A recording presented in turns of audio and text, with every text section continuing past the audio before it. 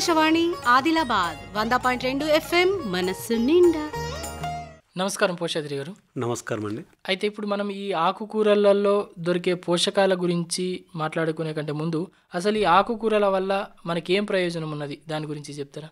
ఇది ఆకుకూరలు మనందరికి తెలుసు. మనము పాతకాలంలో ఎక్కువ ఆకుకూరలు తినేవాళ్ళు. కాలక్రమంలో వాటి లభ్యత తక్కువగా ఉండడము, వాటిని రైతులు ఎక్కువ సాగు చేయకపోవడము, సంప్రదాయ పంటలు అంటే కందులు, మన సోయాబీన్, పత్తి ఇట్లాంటి జిల్లాలు ఎక్కువైపోయి ఖాళీ స్థలం లేకపోవడం, ఉన్న ఖాళీ స్థలం నీళ్లు లేవని వివిధ కారణాలతో తగ్గించారు. కానీ ఆకుకూరలలో మనకు చాలా ప్రయోజనాలు. ఆకుకూరలలో మనకేమంటే శరీరానికి స్థూల సూక్ష్మ పోషకాలని 2 రకాలు ఉంటాయి. మనకు ఆకుకూరలు కూరగాయలలో మనకు ఎక్కువ సూక్ష్మ పోషకాలు దొరుకుతాయి. అంటే సూక్ష్మ పోషకాలు అంటే విటమిన్లు అంటాం కదా, విటమిన్ ఏ కానీ, విటమిన్ సి కానీ, డి కానీ, కే కానీ, అంతేకాకుండా ఖనిజ లవణాలు.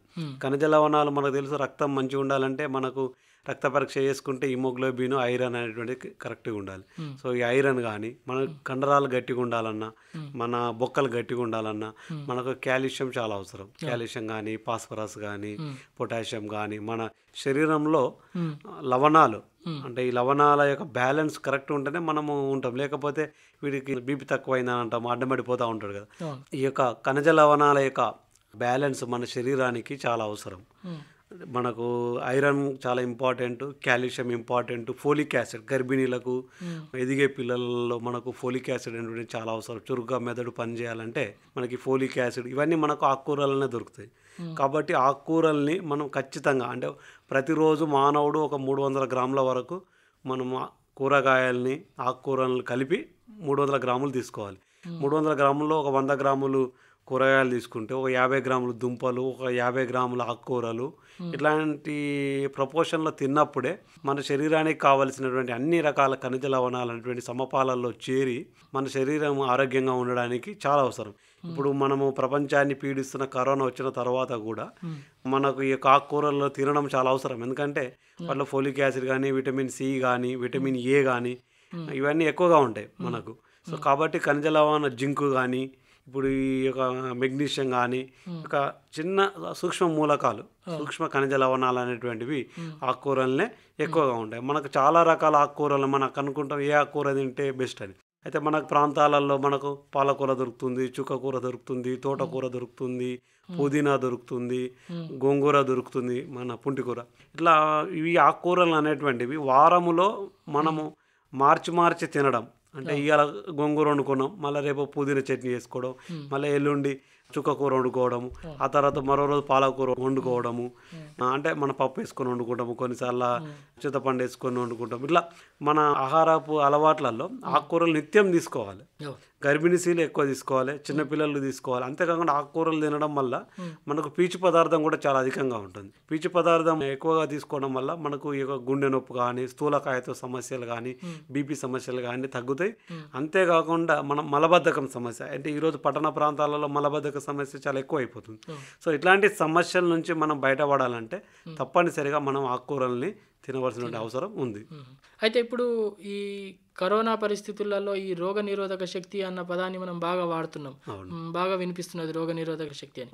మరి ఈ రోగ నిరోధక శక్తిని మనం పెంచుకోవడంలో ఈ ఆకుకూరలు ఎట్లా పాత్ర పోషిస్తాయి? ఇప్పుడు ఆకుకూరలలో మనకు ముఖ్యంగా ముందు చెప్పినట్టు మనకు రోగనిరోధక శక్తి పెంపొందాలంటే 11 రకాల పోషకాలు అవసరం. అందులో కొన్ని సూక్ష్మ పోషకాలు అనేటువంటి విటమిన్ ఏ కానీ, డి కానీ, ఈ కానీ, విటమిన్ సి కానీ, అంతేకాకుండా ఖనిజాలు ఐరన్ కానీ, జింకు కానీ, ఫోలిక్ యాసిడ్ కానీ ఇవన్నీ మనకు చాలా అవసరం. సో ఇవి ఎక్కువగా మనకు ఈ యొక్క ఆకుకూరలనే దొరుకుతాయి. అంతేకాకుండా ఆకుకూరలలో యాంటీ ఆక్సిడెంట్స్ కూడా చాలా ఎక్కువగా ఉంటాయి. అంటే యాంటీ ఆక్సిడెంట్స్ వల్ల అంటే రంగురంగుల మన తోటకూర అంటే ఓన్లీ ఆకుపచ్చ కలర్దే తినకుండా అందులో మనకు రంగురంగుల కూరలలో అంటే ఇప్పుడు తోటకూర కొంచెం ఎరుపు రంగులో కూడా దొరుకుతాయి, ఉదా రంగులో. అట్లాంటి తోటకూర కూడా తినడం, గోంగూర తినడం, గోంగూర పండ్లు ఆ గోంగూర చెట్టు యొక్క పండ్లతో కూడా చట్నీ చేసుకోవడము, కూర వండుకోవడము. గోంగూరలో మనకు మంచి కాల్షియం ఉంది, మంచి విటమిన్ సి ఉంది. అంతేకాకుండా మునగాకు చాలా ప్రత్యేకంగా చెప్పుకోవాలి. మునగ కాయల కన్నా మునగాకులో మనకు ఎక్కువ మొత్తంలో కాల్షియం దొరుకుతుంది. అంటే మునగ కాయలు అర్ధ కిలో తీసుకొచ్చి వండుకున్నా ఒక పూట తింటే మనము అదే మునగాకుని 1/2 కిలో తెచ్చుకొని వండుకున్నా కూడా అంత మంచిది అన్నట్టు. అంటే మనకు మునగాకులో చాలా సూక్ష్మ పోషకాలు ఉన్నాయి. అంటే మనకు కాల్షియం ఎక్కువ దొరుకుతుంది, ఐరన్ దొరుకుతుంది, జింక్ దొరుకుతుంది. ఇవి తినడం వల్ల మనకు రోగనిరోధక శక్తి అనేది పెరుగుతుంది. అందుకనే సలాడ్గా తినడము, లేకపోతే తొక్కు నూరుకొని తినడము, లేకపోతే కూర వండుకొని తినడము, పప్పులు కలుపుకొని వండుకొని తినడము. ఇప్పుడు మెంతి కూర లాంటిది కానీ, పుదీనా లాంటిది కానీ ఎండబెట్టి వాటి పౌడర్ చేసుకొని కలుపుకొని తినడము. గోంగూర ఏదైనా పులుపు కావాలి, మన పాతకాలంలో కూరగాయలలో పులుపు ఉండాలంటే మామిడికాయ అవి వేసుకునేవాళ్ళు. సో ఇట్లాంటి గోంగూర వాటిలాంటివి వేసుకోవడం, గోంగూర చట్నీ చేసుకోవడం. ఇప్పుడు రోగనిరోధక శక్తి పెరగడానికి ప్రోటీన్లు ఎక్కువ తీసుకుంటారు, చికెన్, మటన్. సో చికెన్, మటన్లో కూడా ఆకుకూరలు కలుపుకోవడం, పుదీనా ఎక్కువ వేసుకోవడం, మెంతి కూర కలుపుకోవడము, గోంగూర చికెన్ చేసుకోవడం, ఇట్లాంటివి చేసుకోవడం వల్ల కూడా మనకు రోగనిరోధక శక్తి అనేటువంటి పెరుగుతుంది. అంటే శరీరానికి మాంసం ద్వారా వచ్చే ఐరన్తో పాటు ఈ యొక్క ఆకుకూరలతో తీసుకునే ఐరన్, ఆకుకూరలతో తీసుకునే కాల్షియం వల్ల మన శరీరం అనేది చాలా దృఢంగా ఉంటుంది అన్నట్టు. అట్లా మన మొక్కల నుంచి తయారు చేసి తీసుకుంటే మనం మరింత బలంగా ఉండడానికి ఆస్కారం ఉంటుంది. అయితే ఇప్పుడు ఈ ఆకుకూరలు ఇన్ని పోషకాలని మనకు అందజేస్తుంది. మరి అసుంటి పోషకాలు పోకుండా ఉండాలి అంటే ముఖ్యంగా ఈ ఆకుకూరలు వండుకునేటప్పుడు ఏమన్నా తీసుకునే చాలా మంచి ప్రశ్న. ఎందుకంటే ఆకుకూరలు ఎక్కువ చెట్లు చిన్నగా ఉంటాయి కాబట్టి వాటి మీద క్రిములు, కీటకాలు అనేటువంటి ఎక్కువగా తిరుగుతూ ఉంటాయి. దోమలు అవి తిరుగుతూ ఉంటాయి, ఈగలు వాళ్తూ ఉంటాయి. కాబట్టి వీటి ఫస్ట్ కొన్న తర్వాత మంచిగా శుభ్రపరచుకోవడం చాలా అవసరం. 1-2 సార్లు మంచిగా మనము నల్ల కింద పెట్టుకొని మంచిగా కడుక్కోవాలి. ఒక జాలి గిన్నె పెట్టుకొని అలా రాళ్ళు, చెత్త, చేదారము, ఏదైనా సూక్ష్మజీవులు వాటి గుడ్లు పెడతాయి అన్నట్టు. సో మనం మంచిగా ఈ యొక్క నల్ల కింద కడిగితే అవి గుడ్లు అనేటువంటిది నీళ్ళల్లో పోతాయి, వాష్ అవుట్ అవుతాయి అన్నట్టు. సో ఫస్ట్ వాటి శుభ్రపరచుకోవడం చాలా అవసరం. శుభ్రపరచుకున్న తర్వాత వాటికి మనం ఎక్కువగా నూనెలా ఫ్రై చేసుకోవడం ఇట్లాంటివి చేయొద్దు. అంటే వాళ్ళు ఉన్న సూక్ష్మ పోషకాలు అనేటువంటివి ఎగిరిపోతాయి. మంచి సిమ్లో పెట్టుకొని, అంటే మన స్టవ్ మీద వండుకున్నప్పుడు తక్కువ మంటలో సిమ్లో పెట్టుకొని మనం ఉడికించుకొని తిన్నట్లయితే మనకు చాలా మంచిది. మనం ఎక్కువ ఫ్రై చేసుకొని తినడమో, లేకపోతే మనం సరిగా కడుక్కొని తినకపోవడం, మనం అంటాం వానాకాలం వస్తే ఆకుకూరలు తినొద్దు, ఎమోషన్స్ అవుతాయి అని చెప్పి. అట్లాంటి ఎందుకైతే అంటే కారణము మనం సరిగా శుభ్రపరచుకోకపోవడం. కాబట్టి శుభ్రపరచుకోవడం అనేటువంటిది చాలా అవసరము. అంతేకాకుండా వండే టైంలో మూత పెట్టుకోవడం. ఎందుకంటే ఇందులో కొన్ని మన సూక్ష్మ పోషకాలు ఉన్నాయి కాబట్టి బాగా ఉడికించినప్పుడు అవి నీటిలో ఆవిరై బయటికి పోయే అవకాశం ఉంది. కాబట్టి మనం మంచి కుక్కర్లో వేసి వండుకోవడము, ఇట్లాంటి జాగ్రత్తలు అనేటువంటివి తీసుకోవాలి. లేకపోతే మనం చట్నీ వేసుకోవడము చేసినట్లయితే మనకి మరింత బాగుంటుంది. అయితే ఇప్పుడు ఇంత పోషకాలనిచ్చే ఆకుకూరలు మనకు అన్ని టైంలో అందుబాటులో ఉండకపోవచ్చు. మరి అటువంటప్పుడు మనం వీటిని పండించుకోవడంలో ముఖ్యంగా మనకు అనుకూలంగా ఏ రకంగా వీటిని ఇప్పుడు మన పెరటిలో ఖాళీ ప్లేస్లో కొద్ది స్థలం ఉంటే వాటిని ఆకుకూరలు వేసుకోవాలి. మెంతికూర వేసుకోవచ్చు. మనకు నెల రోజుల మెంతికూర కోతకు వచ్చేస్తుంది. మనము కొత్తిమీర వేసుకోవచ్చు, పుదీనా పెంచుకోవచ్చు పొలం దగ్గర, ఇక్కడ నీళ్లు వారే ప్లేస్లో. మన ఇంట్లో కుండి తెచ్చుకొని కుండీలో కూడా పుదీనా మొక్క పెడితే బ్రహ్మాండంగా దాన్ని నీళ్లు పోస్తూ ఉంటే బ్రహ్మాండంగా వస్తుంది. పాలకూర పెంచుకోవచ్చు. అర్బన్ కిచెన్ గార్డెన్ లాగా బిల్డింగ్లో మనకు పగిలిపోయిన బకెట్లు, ప్లాస్టిక్ డబ్బాలు, మన వాటర్ ప్లాస్టిక్ బాటిల్ 2 లీటర్ల 3 లీటర్ల వాటర్ బాటిల్ సైజు ఉంటాయి కదా, అట్లాంటిదల్లా కట్ చేసి మట్టి నింపుకొని ఆకుకూరలు పెంచుకోవడం. గార్డెన్ పైన, మిద్దె పైన, మన బిల్డింగ్ మీద, మన కారిడార్లలో కుండీలలో పెంచుకోవడము. పగిలిపోయిన పాత తట్టలు, ప్లాస్టిక్ తట్టలలో కూడా మనం పెంచుకోవచ్చు. పొలం దగ్గర పెంచుకోవచ్చు.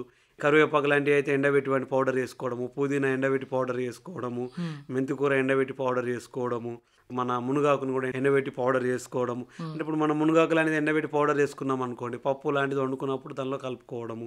ఇప్పుడు పుదీనా పౌడర్ చికెన్, మటన్ వండినప్పుడు కలుపుకోవడము, మెంతికూర కలుపుకోవడము. ఇట్లా మనం ఎండబెట్టుకోవాలి. అంటే మనకు ఎక్కువ ఇప్పుడు కొన్నిసార్లు ఇప్పుడు రేట్లు, ఇప్పుడు మనం మార్కెట్కి వెళ్ళండి ఈరోజు కొత్తిమీర మనకు 10 రూపాయలు చేయమంటే పెద్ద కట్టిస్తుండు. అదే ఇంకో 4 రోజులు ఆగితే ఏప్రిల్, మే వస్తే మనకు 10 రూపాయలకు 3-4 చెట్లు ఇస్తాడు. అంటే అప్పుడు రేట్ ఎక్కువ ఉన్నది. అది ఇప్పుడు రేటు తక్కువ ఉన్నది కాబట్టి ఇప్పుడు ఏం చేయాలి, పెట్టి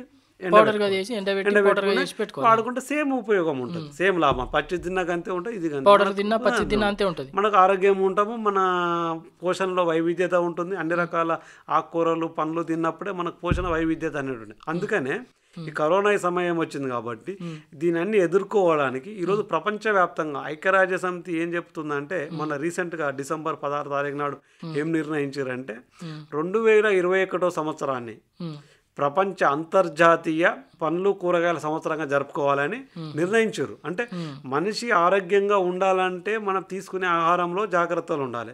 మనిషి ఆరోగ్యంగా ఉన్నట్లయితేనే ఆ మనిషి యొక్క శక్తి, ఇప్పుడు ఆ మనిషి ఆరోగ్యం లేకపోతే హాస్పిటల్ పాలవుతాడు. అంటే సంపాదించిన పైసలన్నీ మనకు రోగాలు, మందులు కొనుక్కోనికే, అది తగ్గించుకోవడానికే సరిపోతుంది.